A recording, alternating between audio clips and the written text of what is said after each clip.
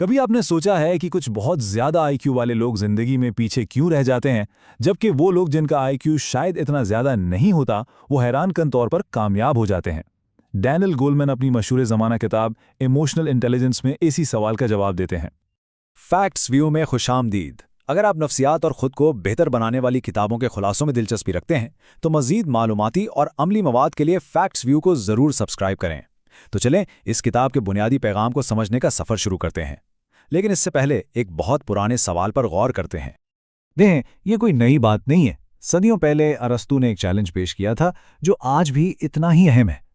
یہی چیلنج اس کتاب اور ہمارے آج کے تجزیے کا مرکزی نقطہ ہے کہ ہم اپنے جذبات کو ذہانت کے ساتھ کیسے منظم کر سکتے ہیں۔ تو چلیں اس میں تھوڑا گہرائی سے اترتے ہیں۔ گولمن اپنی کتاب کا آغاز ہمارے اندر موجود دو ذہنوں کے تصور سے کرتے ہیں جو مسلسل ایک دوسرے کے ساتھ کام کر رہے ہوتے ہیں۔ تو ہوتا یہ ہے کہ ہمارے اندر دو طرح کے ذہن کام کرتے ہیں۔ ایک ہے ہمارا عقلی ذہن جو منطق اور تجزیے سے سوچتا ہے، اور دوسرا ہے جذباتی ذہن جو محسوس کرتا ہے۔ یہ بہت طاقتور، تیز اور کبھی کبھی غیر منطقی بھی ہو سکتا ہے۔ عام طور پر تو یہ دونوں مل کر ہی کام کرتے ہیں، لیکن جب شدید جذبات ابھرتے ہیں تو ہمارا جذباتی ذہن ہمارے عقلی ذہن پر حاوی ہو جاتا ہے۔ اور اسی چیز کو گولمین ایموشنل ہائی جیکنگ یعنی جذباتی اغوا کہتے ہیں۔ یہ وہ لمحے ہوتے ہیں جب ہمارے دماغ کا ایک حصہ، جسے امیگڈیلا کہتے ہیں، خطرے کی گھنٹی بجا دیتا ہے۔ یہ ہمارے سوچنے والے دماغ کو بائی پاس کر کے فوری رد عمل دیتا ہے اور ہم کچھ ایسا کر بیٹھتے ہیں جس پر ہمیں بعد میں افسوس ہوتا ہے۔ تو سوال یہ ہے کہ اس جذباتی اغوا کا حل کیا ہے؟ کتاب کا جواب بڑا سیدھا ہے: جذباتی ذہانت، جو 5 بنیادی مہارتوں پر مشتمل ہے۔ یہ 5 مہارتیں ہی جذباتی ذہانت کی بنیاد ہیں: خود آگاہی، جذبات کا انتظام، خود کو تحریک دینا، ہمدردی اور سماجی مہارتیں۔ تو چلیں ایک ایک کر کے ان سب کو سمجھتے ہیں کہ یہ اصل میں ہیں کیا اور کام کیسے کرتی ہیں۔ تو سب سے پہلی اور شاید سب سے ضروری اسکل ہے خود آگاہی۔ خود آگاہی کا مطلب ہے اپنے جذبات کو ٹھیک اسی وقت پہچاننا جب وہ ابھر رہے ہوں۔ اس سے ہوتا یہ ہے کہ ہم اپنے جذبات کے غلام نہیں بنتے، بلکہ انہیں آبزرو کرنے والے بن جاتے ہیں۔ جب کوئی یہ کہہ سکتا ہے کہ میں غصہ محسوس کر رہا ہوں، بجائے اس کے کہ وہ غصے میں اندھا ہو جائے، تو اس نے پہلا اور سب سے اہم قدم اٹھا لیا ہے۔ اچھا، جب آپ اپنے جذبات کو پہچاننے لگیں تو اگلا قدم آتا ہے انہیں مینج کرنے کا۔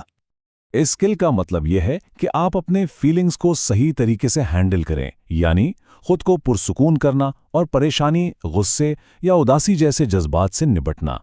جو لوگ اس مہارت میں ماہر ہوتے ہیں وہ زندگی کی مشکلات اور ناکامیوں سے بہت جلد سنبھل جاتے ہیں۔ اب آتی ہے تیسری اسکل، اور وہ ہے اپنے جذبات کو کسی مقصد کو پانے کے لیے استعمال کرنا۔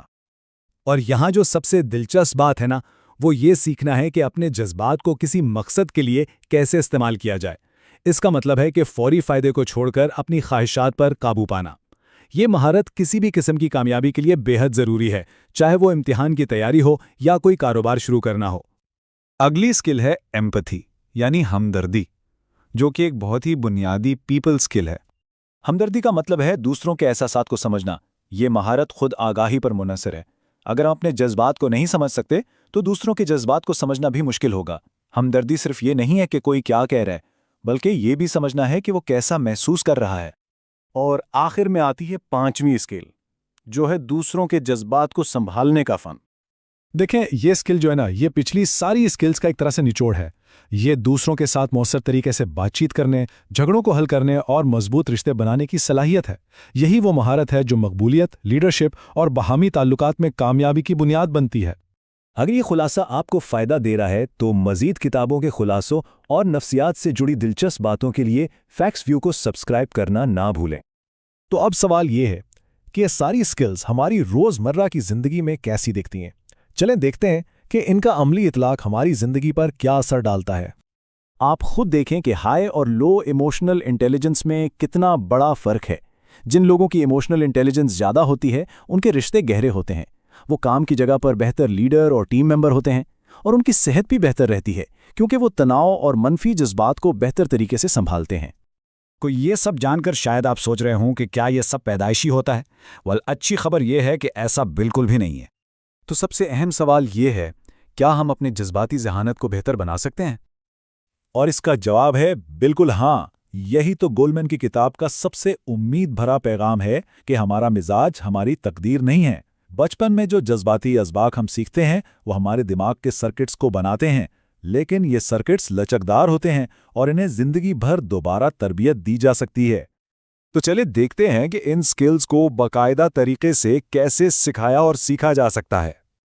आजकल दुनिया भर में इमोशनल लिटरेसी के प्रोग्राम शुरू हो रहे हैं, खासतौर पर स्कूलों में, और ये प्रोग्राम बच्चों को वही ठोस महारतें सिखाते हैं जिन पर हमने बात की है। अपने एहसासात को पहचानना और उनका नाम देना, गुस्से और परेशानी को संभालना और झगड़ों को हल करना। ये इस बात का सबूत है कि जज्बाती जहानत कोई पुरस्कार चीज़ नहीं, बल्कि एक काबिल तालीम सलाहियतों का एक मजमुआ है। आखिर में डैनियल गोलमैन का ये कॉल पूरी बात का निचोड़ पेश करता है। मकसद जज्बात को दबाना नहीं, बल्कि सोच और एहसास में एक ज़हीन तवाज़ुन पैदा करना है, यानी सर और दिल को एक साथ लेकर चलना। तो हासिल कलाम ये है कि जज्बाती जहानत सिर्फ कोई अच्छी खूबी नहीं, बल्कि ये एक खुशहाल, कामयाब और भरपूर ज़िंदगी गुजारने के लिए लाजमी है। ये हमारी रोज़मर्रा की ज़िंदगी, ताल्लुकात और फैसला साजी हर चीज़ को बेहतर बनाती है। अपनी नशोनुमा में मदद करने वाली मज़ीद इल्म से भरपूर वीडियोज़ के लिए फैक्ट्स व्यू को सब्सक्राइब करें।